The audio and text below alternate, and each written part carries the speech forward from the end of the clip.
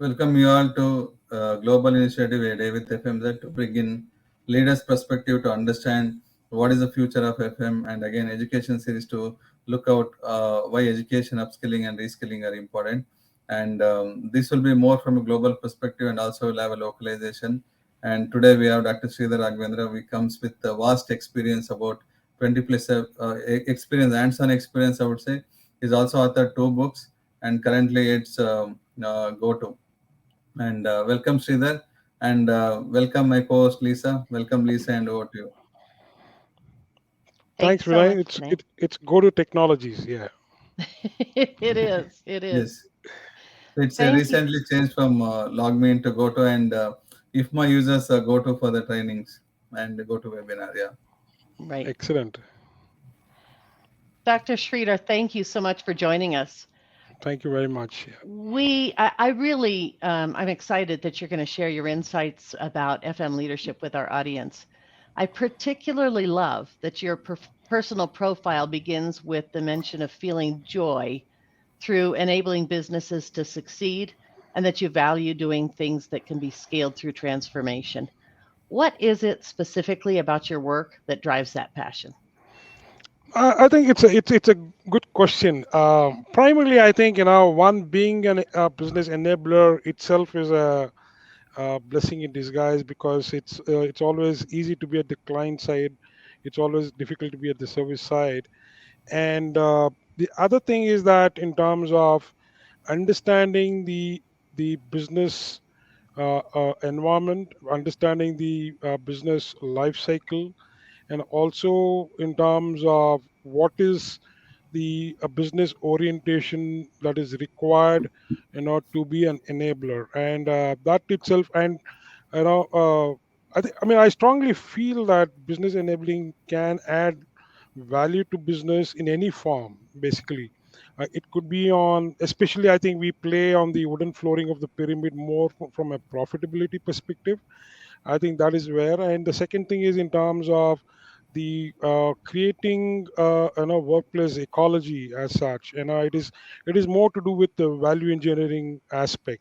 So that is something that it's all. I mean, I'm always been passionate about, because when we talk about workplace ecology, it's a very very scientific approach, because the workplace ecology is directly linked to employee experience, and employee experience is linked to productivity, and productivity is linked to a revenue at the end of the day, and that is all about the bottom line. So that is, I think, that is the top priority that I always focus on.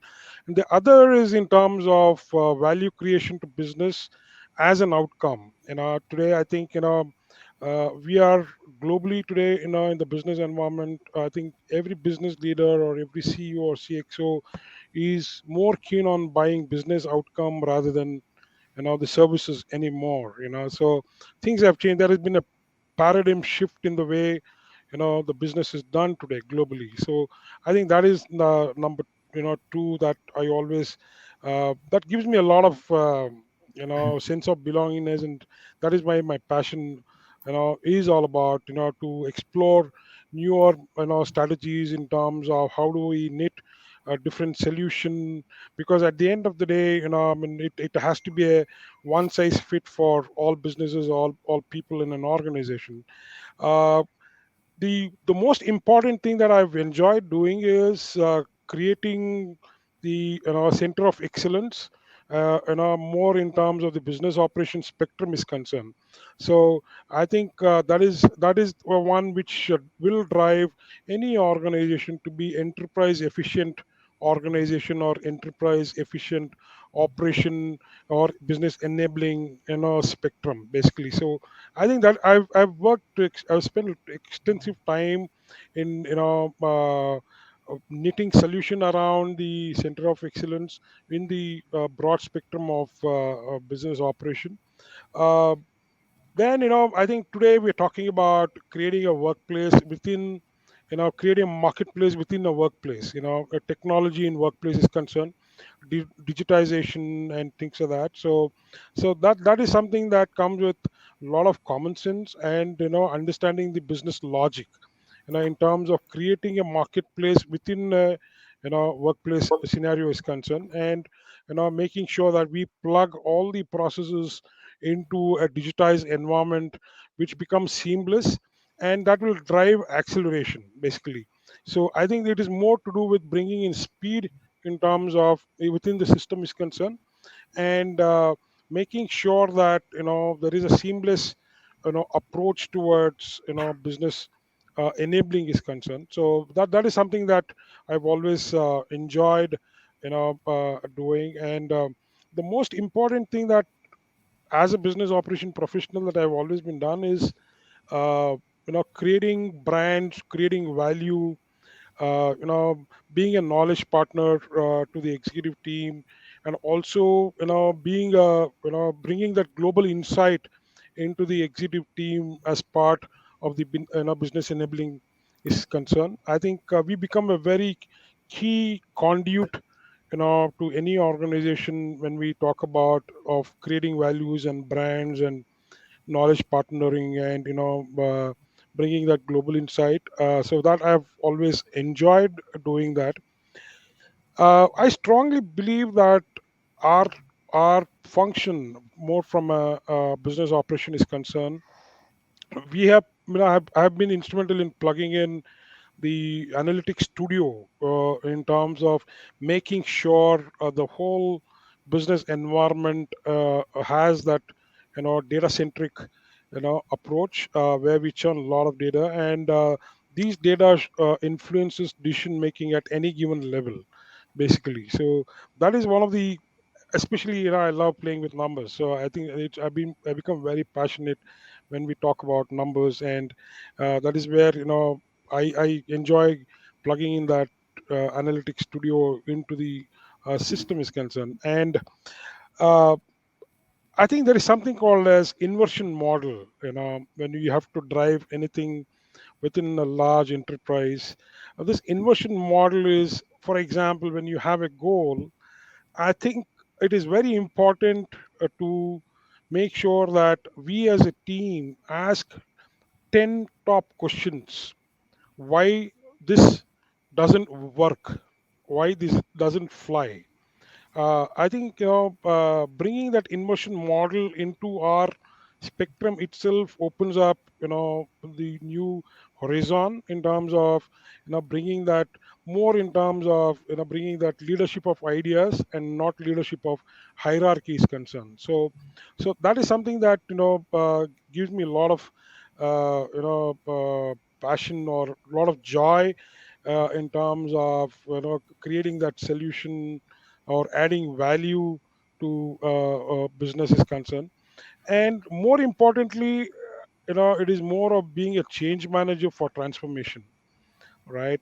So that has been my key focus, or I enjoy doing that. I think these are some of the things that makes me passionate about, and these are some of the things that bring me joy in terms of making sure that the business scale and we also scale along with that. So I think these is something that I've been doing it, and that has been my passion right through. Thank you, Sridhar. I think we have covered about value engineering. We have covered about transformation into a business leader, right? And today we talk about people transformation, digital transformation, business and transformation, right? And because today's the way things are going is very dynamic, and post-pandemic we're entering into more dynamic phase about organization driving business. In the same way, it's also important for an FM to look at how transformation has to be, right? So Sridhar, you covered from a value engineering point and a value proposition. Can you also expand a bit on the concept of scaling through the transformation? Ah, I think fundamentally it is very important. When we talk about transformation or scaling through transformation, is one, the most important thing is rebooting the organization and business priority, right? That is going to be the key driver for anything. If we have to scale from as a transformation. The other thing is in terms of the organization vision change management. Because when you're moving from one phase of the same to the other phase, there is there's a lot of convergence paradigm shift that happens, and even from an organization culture, there is going to be a lot of change. I mean, as part of the overall enterprise change management is concerned, because at the end of the day, as I think Peter Duckner says, the culture should eat strategy for lunch, right? And it should not be the other way around. So I think organization vision change management becomes the other key when we talk about scaling for for transformation. And most important today is in terms of how do we unlock the power of modern workforce, right? How do we bring them into our framework? How do we bring them into our ideation? How do we make sure that they are all on the same page in terms of what we intend to drive at the end of the day. So I think it's unlocking the power of modern workforce is a other thing which plays a big role in terms of the transformation is concerned. And the radical change in terms of the approach, right?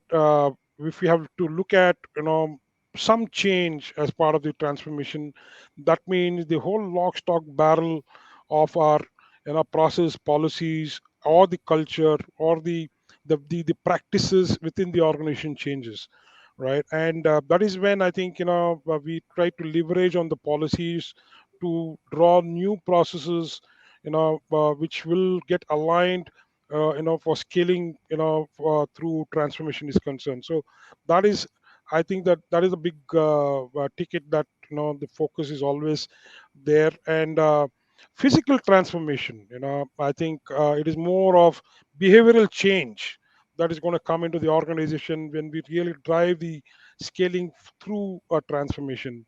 The other is more in terms of chemical transformation, right? More in terms of rewiring the mindset, right? It is more, I would call that as a collective consciousness, right? So any transformation in any organization, the most important thing is that how do we rewire, to take the journey, right? As an organization, to the final destiny or the final objective that we want to be there, right? So there is always going to be a lag, but it is more in terms of how do we bring in that the means to follow the purpose as part of the transformation program is concerned. um, the other thing that comes to my mind is in terms of aligning table stakes in our strategy and solutioning. So when we talk about aligning table stakes, because it's a huge table stake that we're going to have, because it's a complete change that we are talking about as part of the transformation journey. So to make sure that we understand what is the stake available and what is the stake that we are going to play on, right? And making sure that we build a framework which has the adaptability, and to draw our strategy, and to make sure that we create or we channelize our solutioning to meet the business requirement within and also the external. I think that is going to be one of the key driver. Most importantly, I strongly believe for anything that we want to do something different, building community to communicate is very important. We need to create influencers within the organization. We need to build community. So because at the end of the day, creating that awareness and bringing that sense of belongingness into the system of the journey that we're going to embark is something very important, and also the outcome that what we want to achieve. The best ways to build a community to communicate, and you have lot many influencers in the organization who are going to be part of this journey. So I think that is where we bring in a lot of sense of belongingness. uh, the other important thing that I feel is that bringing that razor sharp focus on acceleration, being lean, being agile, and being very nimble for change, right? Because change is only constant, and any transformation for scaling, I think being agile, being lean, being nimble, or being very adaptable is the key. So I think that is something that play a bigger role in the whole journey of transformation is concerned. Once we have all this, it is very very important to nail to scale, right? uh, Everything is ready, the culture is ready, the strategy is ready, we know the journey, we know the timeline, but it is very important that we nail the scale, we nail to scale, right? Just nail it and move on, right? And that is something that culture has to come in, and that culture is something that can come in only when we make sure that we work one team, for success, one team united for success, right? And I think this is also one of the key factor through our journey or scaling through transformation, that plays a bigger role. um, the other thing that I can think of is agility, accuracy, adaptability, right? And innovation, right? And when we talk about innovation, I think fundamentally in an organization there are three questions needs to be asked, right? One, how do I reduce the cost? Number two, how do I reduce the time in what I'm doing? Number three, how do I reduce time and cost of what I am doing today to better the quality tomorrow or yesterday, right? I think these three fundamental questions will bring in innovation. I mean, that is going to be one of the key drivers for scaling through a transformation is concerned. Uh, the other thing is initiative versus finitiative, right? There is initiative, but if the initiative is not addressed, right, you don't, it is very difficult. You will have a lot of roadblocks, mitigations, and there are going to be a lot of makers and checkers in the whole journey. I think we fundamentally needs to be very specific, address the initiative versus what is the initiative, right, as part of our transformation program. I think that is the key, and driving positive disruption. And I think today the whole business environment globally, there has been a positive disruption, and the startup ecosystem is challenging the current status quo, addressing the current challenges globally. I think uh, driving that positive disruption through, it could be technology, it could be through people, it could be through system, it could be through culture, it could be through brand, it could be through vendor management organization. But driving that positive disruption is the one of the key most important aspects for scaling through transformation is concerned.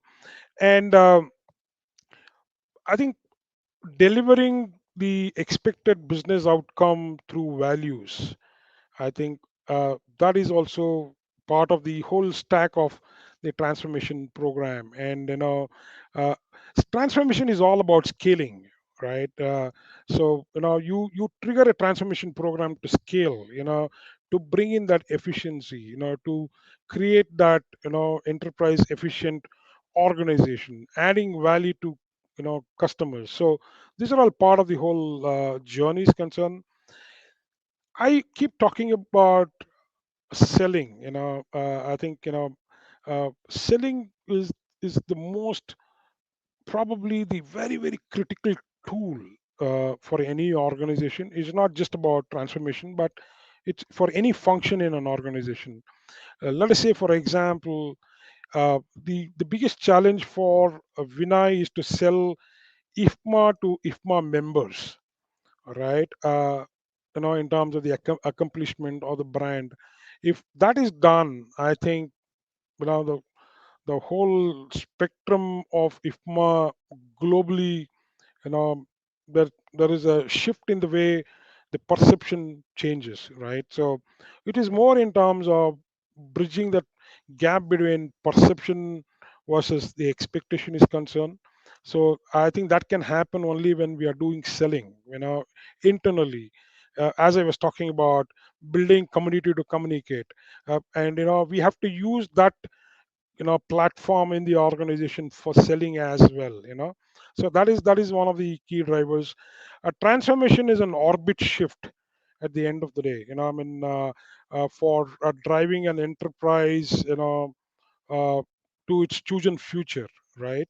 So I think that orbit shift has got a lot of, it's a heavyweight in the organization when we talk about the orbit shift, because it's a complete 360-degree change that we are talking about, including the you know we evolve around the orbit shift, and we drive the change management within the organization as a transformation, as a key driver. um, the other thing, when I was talking about analytics studio, at the end of the day, whatever we do deep dive on the data, we do data mining, data warehousing, deep stick analysis, all the things. But the outcome of what we do is the focus is on continuous physical improvement at an enterprise level, at a business P&L level, more from the cost on revenue or cost of revenue is concerned. I think this is, at the end of the day, it's all what you measure is what you manage at the end of the day. So I think that is also one of the key driver. Technology in workplace or digitization, I think that brings in speed in the system. uh, and I think these are some of the things which we need to be focusing on as part of scaling through transformation is concerned. Excellent. You've shared quite a roadmap for transformation. I love your passion for that. I also am aware that you do a lot of volunteerism in sustainability. So just to shift gears just a little bit, what does that volunteerism mean for you, both personally and professionally? I think the most important for me when we talk about volunteerism on sustainability is the advocacy, right? For me, and I advocate, a lot on sustainability. I think that is something is going to be the future. What we do today is for the future. So it could be anything. It could be at home. It could be personally. It could be in with a business and things like that. But fundamentally, I think sustainability is a process of development. Whether it is within the organization or personally, that meets the present without compromising on the ability of the future, right? To meet the own needs, right? To become environmentally uh, profitable, or it could be more from, I would say, uh, a health, you know, in the workplace, or it could be where we live, right? That is more in terms of the sustainability is concerned. The other thing is that sustainability is a perception economy. Fundamentally, when you look from, it's a feel good factor, whether it is at home or whether it is at the organizational level. It's more about uh, image and emotions, right? So, and that is where we talk about, you know the gap, or the economy of surpluses is economy of scarcity, right? And that is a journey, and that is where I think whatever we do around the sustainability, it could be, you know more in terms of individual social responsibility or from a corporate social responsibility. At the end of the day, these two things will drive the sustainable not only in terms of within, but also from a society or a community perspective. So I mean, that is I keep doing this volunteerism, or I keep doing this advocacy wherever I go, in terms of adding value, or being part of the value chain, what we are thinking about. I think, fundamentally, as a citizen on this planet, it is our we are accountable and responsible to think what we want to preserve today, right, for the next generation. I think that is the journey. And when we talk about organization, it is more about, you know putting that long-term goals.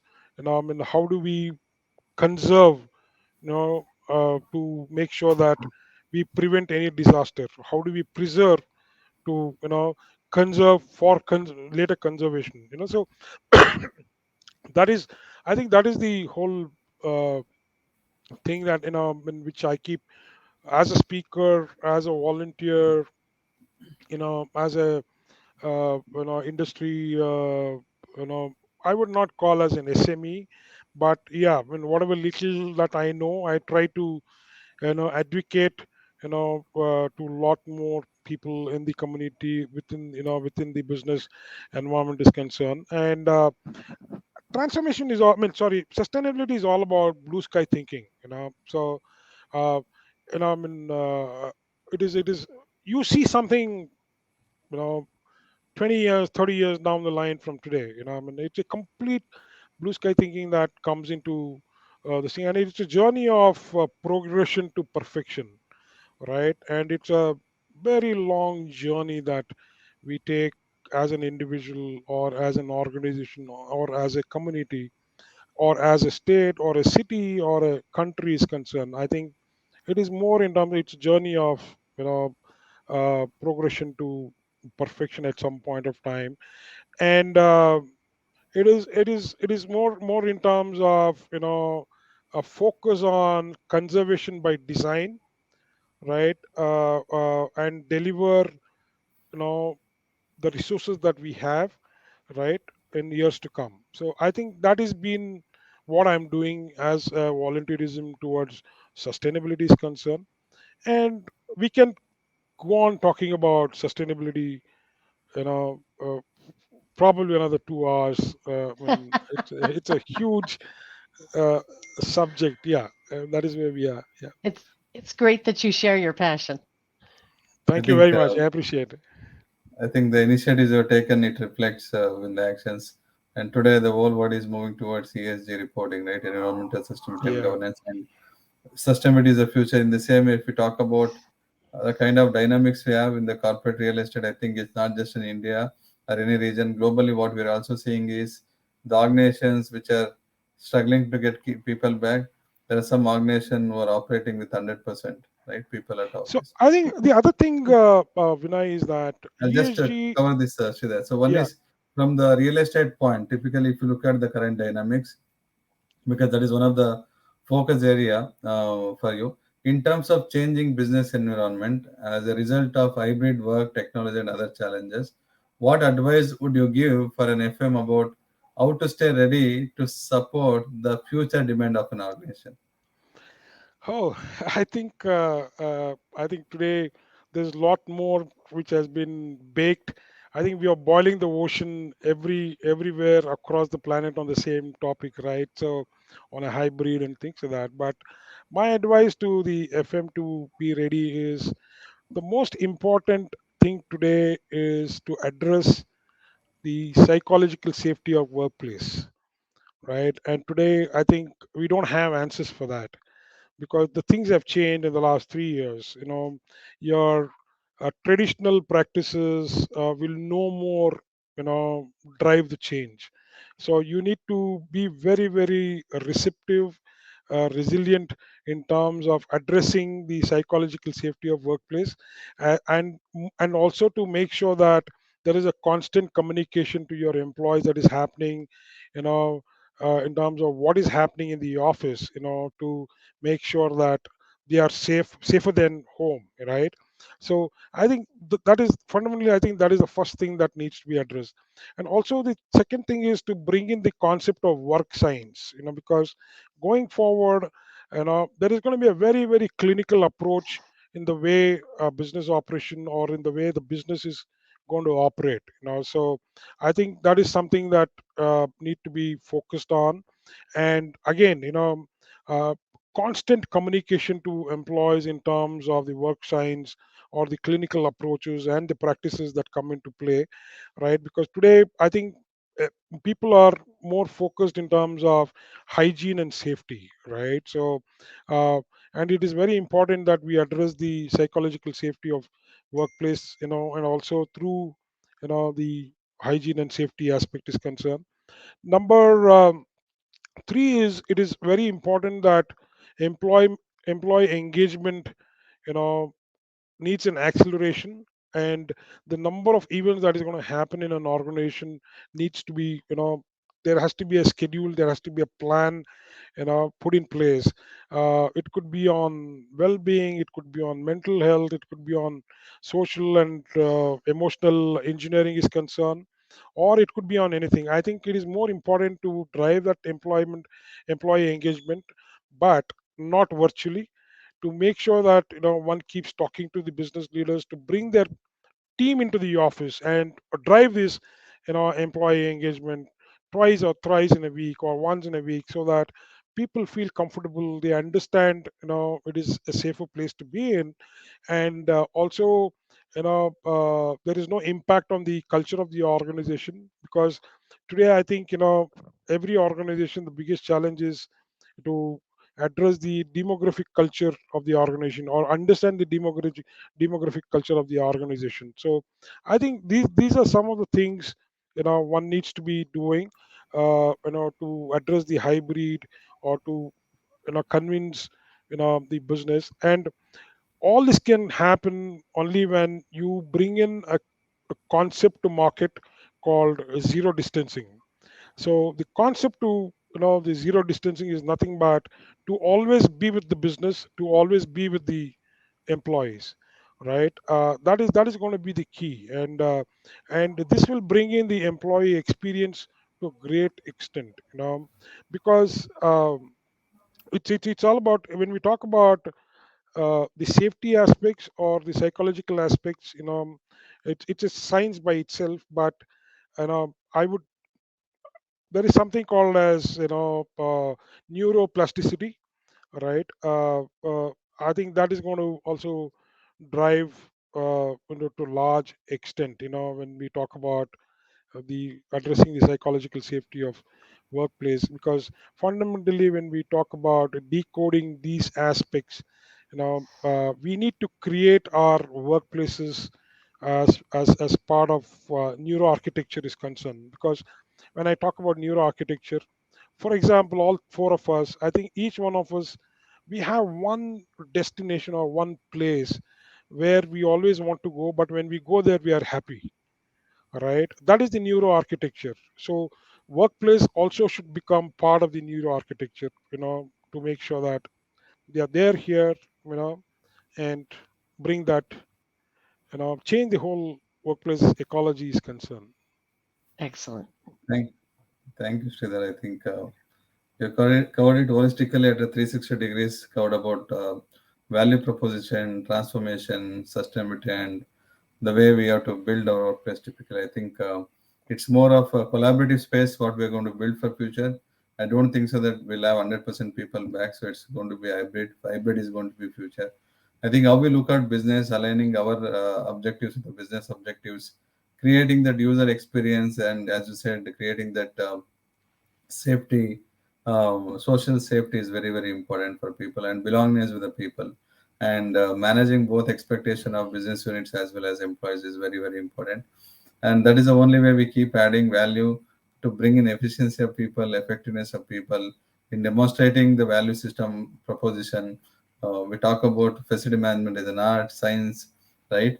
It's also a commerce because we manage budget. So it's been a great series. Shridhar, thank you for your vast sharing your vast experience. I thoroughly enjoyed the session, and thank you, Lisa. Thank you, Sridhar, for this Thank you session. so much. So can I make a last statement? Yes, yes, Certainly. Sridhar. Yeah, well, I think you brought in a good point, for arts, commerce, and things like that. Uh, Technology is ability, right? Science is knowledge, commerce is business, art is management, progression is excellent. Innovation is progression is growth, innovation is excellence. All put together is business operation or business enabling in any Yes. organization. Thank you, Sridhar, once again, and keep Thank you very watching us. much. Thank you. Thanks for, and I appreciate, thanks for having me in your talk show. Thank you very much. I appreciate.